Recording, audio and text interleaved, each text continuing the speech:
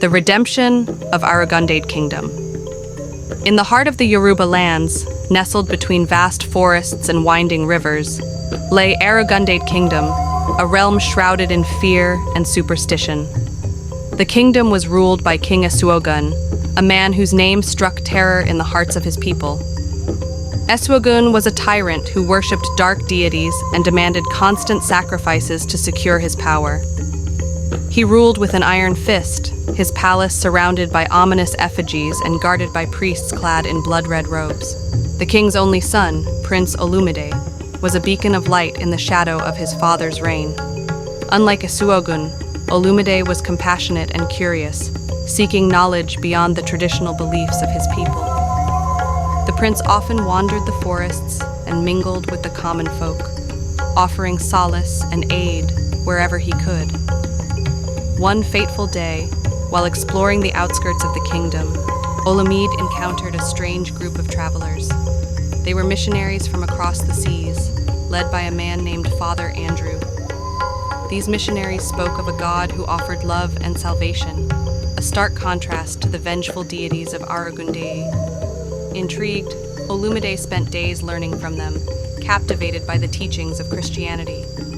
The prince's newfound faith was a secret he had to guard carefully, for King Esuogun viewed any challenge to the old gods as treason.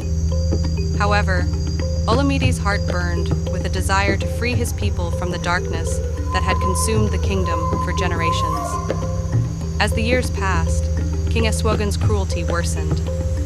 He announced a grand sacrifice to appease the gods, a ritual that would claim the lives of 50 villagers. The people, already starving and broken, despaired.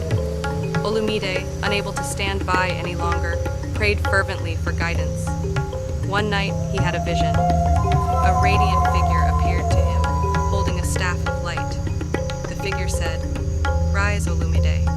The power of truth and faith shall be your weapon. Confront the darkness and bring my light to your people." The next morning, Olumide took the missionaries to Baba Ayinde, the oldest and wisest elder in the land. Together, they devised a plan to overthrow King Esuogun and break the cycle of fear. Baba Ayinde revealed an ancient prophecy. When the son of the tyrant turns to the god of light, the chains of darkness will be broken and the kingdom will be free. On the night of the sacrifice, Olumide entered the palace with a small group of loyal villagers and missionaries. He carried a wooden cross, a symbol of his faith, and a Bible given to him by Father Andrew. The villagers, emboldened by Olumide's courage, marched behind him, chanting hymns they had learned from the missionaries. King Esuogun, seated on his throne of skulls, laughed as Olumide approached. "You dare defy me, boy?" he thundered. "Do you not fear the wrath of the gods?" "I fear no god but the one true God," Olumide replied, his voice steady. "Your reign of terror ends tonight." As Esuogun called upon his priests to summon the spirits, a fierce storm erupted outside.